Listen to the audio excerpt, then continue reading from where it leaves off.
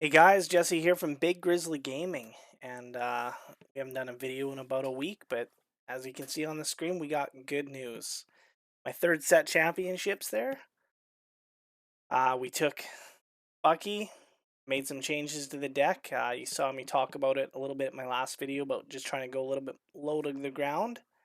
And it turns out it worked. We went up against a lot of the same guys that we played at different set championships in different towns, and I started off with a. I'll tell you how the games went here. I started off with a 2-0 loss right away, which I mean that was really disheartening. I went against a great opponent. I've played him before. I've beat him before.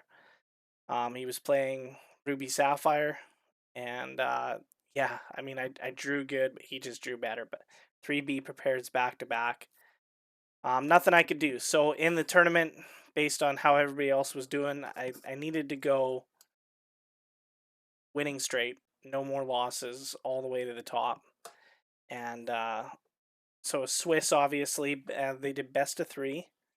So we took this. We went up against another discard deck, a little bit different variation. I think it was 11 Lime deck. We went against Ruby Amethyst. We went against another Ruby Sapphire player, and we made it to the top four cut, which was pretty cool. There was about 12 people at this one, and they were just all the regular guys. There was no rogue decks or anything there.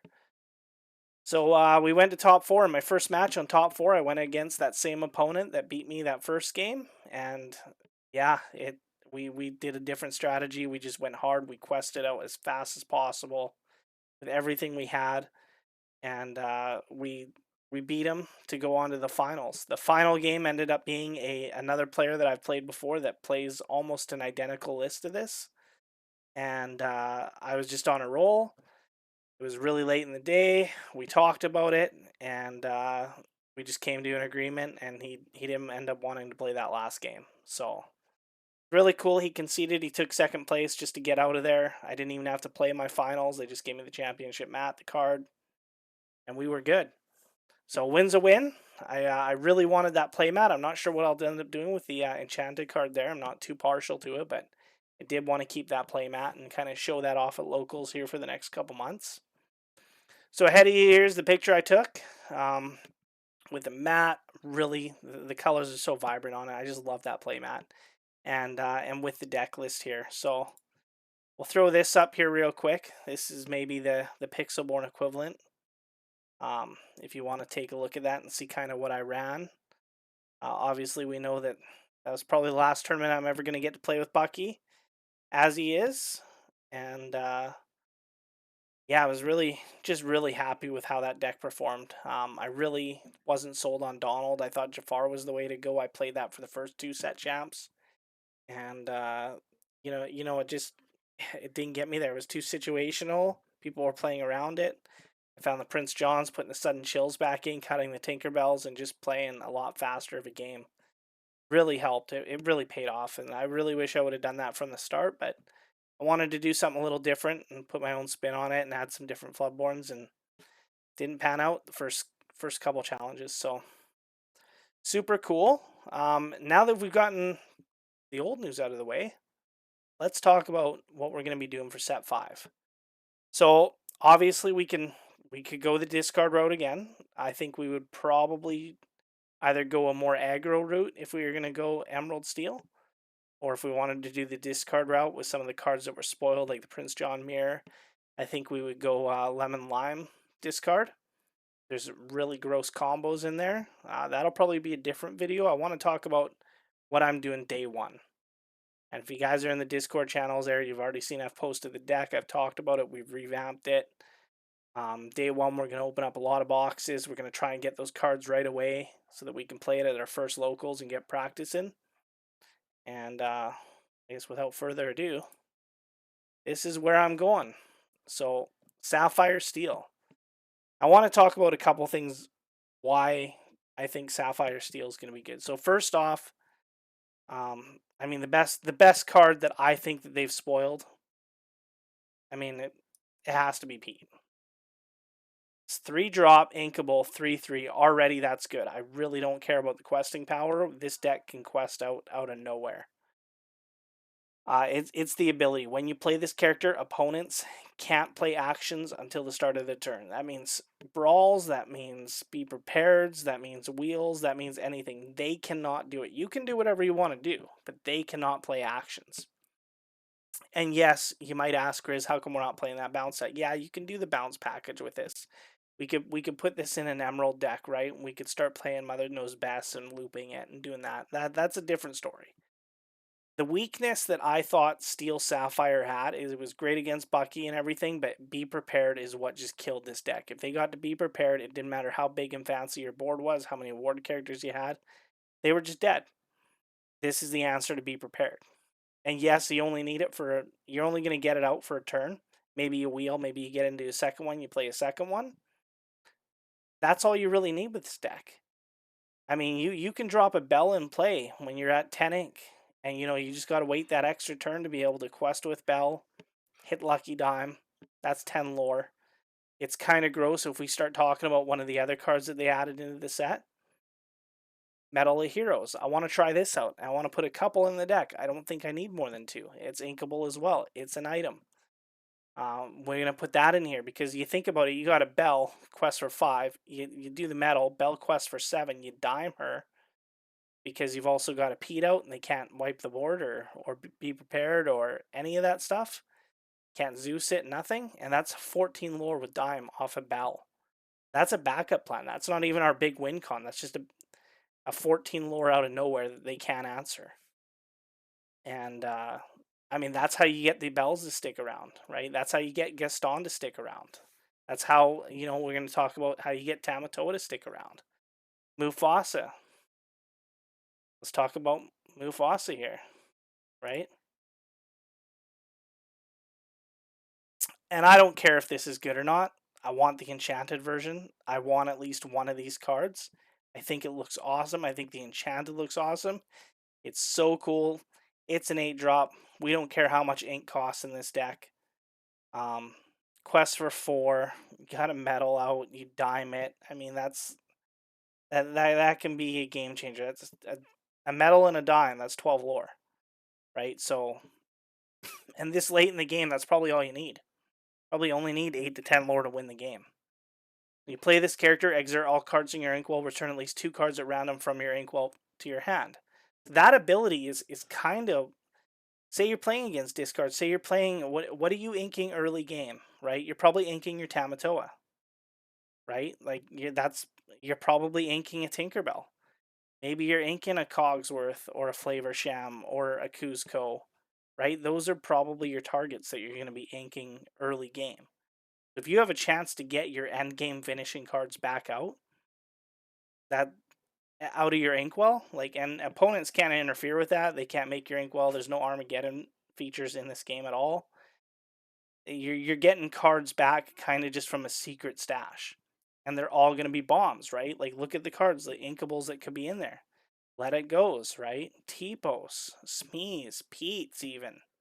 If you inked one of those, maybe you ink one of your bells.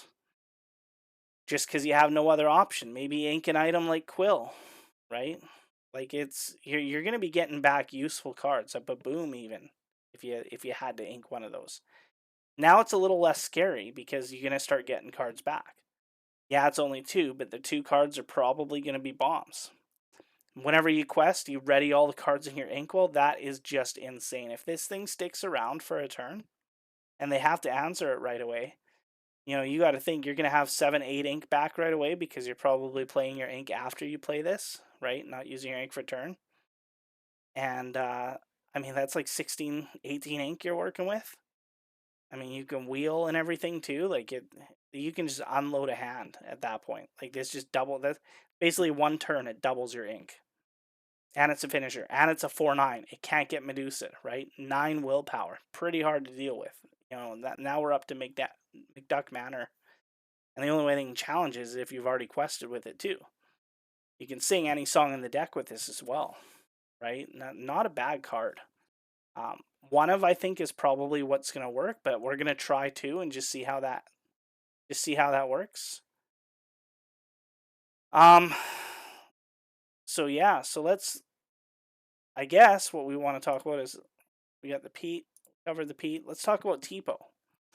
So there's no Mickey Mouse in the deck right now. I took him out. Tipo turn 2, right? So I'm thinking Popsicle or Fortisphere turn 1. That's kind of your go-to. Turn 2, you're going to get a Tipo. That's going to let you put something from your hand. And keep in mind, this doesn't care if it's inkable or not. You can put a card from your hand into your inkwell face down and exert it. So it can be an uninkable if you absolutely need to, right? If you're going up against a deck and you don't think you're going to need a Zeus or something, let's put it in that inkwell for now. So that's basically going to be like a one jump ahead, but on a body. And we control what card goes in our inkwell. That matters, right? We only have 2 lucky dimes in the deck. If we lose 1 lucky diamond, we're just digging for another one.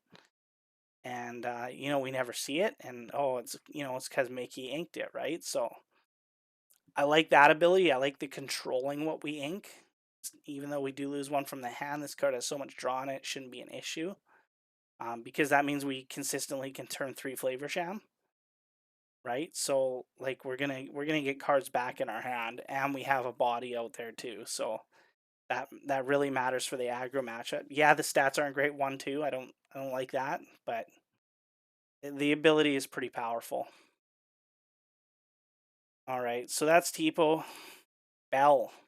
I want to put 2 of these bells in here. Ward, 4-drop, uninkable, yes. Quest for 2, yes. Same as Cogsworth, all right? That matters. A ward character that quests for 2. You're going to get 2 lore out of this character no matter what. When you play this character, your other characters gain ward until end of turn. Late game, let's play, you got 8 ink. You play the Bell Strange but Beautiful, then you play this Bell. Now both have protection. Next turn, you're going to be questing for 7 minimum, right? Off those 2 cards. Right? This protects cards like your Mufasa if you have enough ink in your inkwell, right? This protects your Flavor Sham if you play it, or your Gaston if you want to, power out some lore. The fact that we can give ward, and then you got to remember, we're going to have the resources to do this. So I think it's worth playing 2 in the deck, especially if you're against a heavy removal deck, which I think everybody should be playing a lot of removal. Cusco. So straight up, we already cut the Rise of the Titans. I was running 2 copies in this deck already. Cut those, put a Cusco on there. Yeah, it costs 6. 3/5, quest for 2. When you play it, item or location in the player's inkwell. This answers castle. Right? Late game, you have this ability for ink. Your other character's game resist 1 until the start of your next return. I don't really know how necessary that is in this build. I don't think we're going to be getting Tinkerbell as well and losing our board. Could be interesting. I mean, that might come into play in some sort of mirror match, right? Where you've got Tamatoas fighting each other, or Gaston being a 4 body on that. Your Cogsworth even having some way to give him extra resist if you need to. Like it might be an option. That's not really what we care about. It's the questing for 2 and then the instant removal on a body.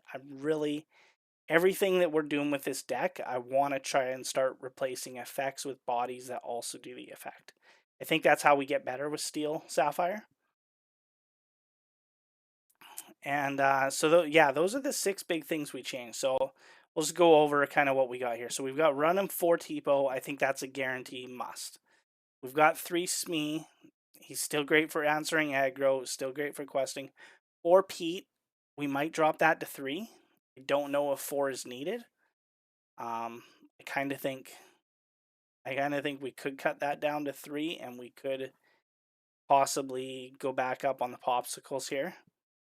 Or maybe we go Cusco. I kind of want to get at least 10 to 15 games with this deck somehow before I start making decisions. 2 of these Bell, I think that's right. I think we're going to play that. 2 Bell Strange but Beautiful. Bell Strange but Special. I think we're going to play 2 of those. Played 2 last time. We saw them when we needed them.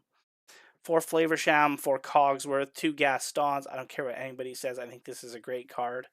It's a 4/4 quest for 3. Looks at top 3 cards, puts 1 into your hand, gets rid of the 2. That's important. We want to filter through this deck. It's a threat that needs to be answered. Kuzco, 3 of these. I think 3 is a good number, maybe 2. And we put 1 Rise of the Titans back in. I'm not sure yet. 2 Tinkerbells. I would like to go back up to 4 on this somehow, but I want to see how this Pete, Kuzco, and everything performs as well. 4 Tamatoas, we maybe could cut that down to 3 since we have other options at endgame, and we're a little faster, I think, on the bodies.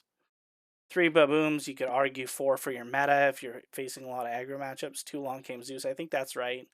2 Let It Go, I think that's right. I really contemplated slotting in Hades just for the effect on a body. But that is another uninkable, so not sure on that. 4 Whole New World, I love Wheelin'. That's never going to stop. Wheel's always in this deck for me.